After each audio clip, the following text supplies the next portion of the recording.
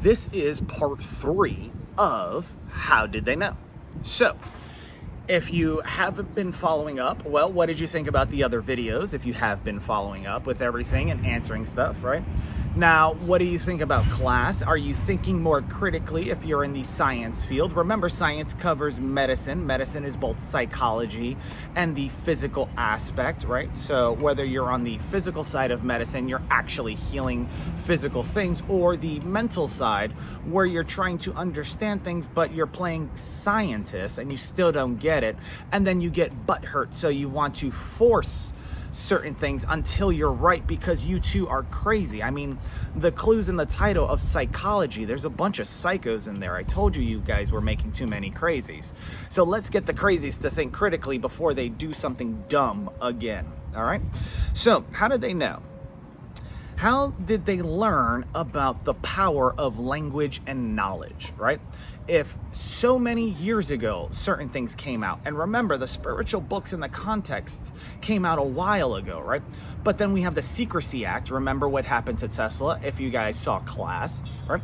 How did they know 2,000, 3,000, 20,000 years ago the power of language and knowledge? See, because in certain spiritualities and certain religions, you would sing as you would read, right? And that would program the brain a certain way. How many people know more music songs, that they can repeat all the lyrics versus what they learned in physics class, English class, or mathematics, right?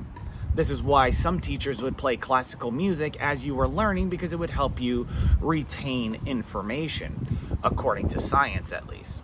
But let's continue, right? So that's the first question. How did they learn about the power of language and knowledge? Now, mind you, don't go into answering this question with a modern mindset. Think about it as though this was like 2,000, 3,000, 5,000, 40,000 years ago. Where was the technology? How did they understand this?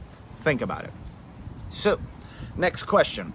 How did they know so much about the body, but then couldn't cure the many, only the few? I mean, think about it. Cancer's been around for God knows how long, right? If they had the technology to know somebody was doing something in private, somebody was in the desert by themselves, Egyptians had the secret police, so on and so forth. Well, first you got to learn how to catch a snitch. That's always easy, right?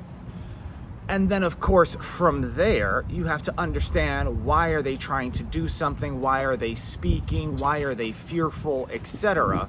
And then who's leveraging power because of that fear? Because the only reason someone in power will leverage their power in order to get rid of somebody that doesn't have a, how do I say this? Equal status to them is, well, they're just going to be bullied, right? So they're going to bully them in high school, they're going to bully them in college, they're going to bully them as an adult, and every time they come around their territory, they're going to bully them to flex their power, so on and so forth, until they get punched in the face or the eye. Then it becomes a lot different, right? So that's the physical part. Well, then how do you do this silently? Well, if you know how to cure things, well, we just won't cure them, right? That's why Charlotte, North Carolina, the best research in colorectal cancer and everything else, still hasn't figured shit out. And they have artificial intelligence. And they use Apple phones. Like, you have all this technology, but yet you can't cure things, but yet you understood 2,000 years ago the power of language and knowledge. You understand from certain books, and I will show you in class. There's a book that I purchased called the Book of Wisdom, where it breaks down translations of languages, so on and so forth, even from the Egyptian time frame. So you got to really ask yourself, how did they know, and why aren't they employing these in this time, day, and age? Think about it. All right? Last question for part 3. How did they hide for so long? How did those in power hide for so long, or, well, convince people to protect them long enough so that they can stay alive for so long?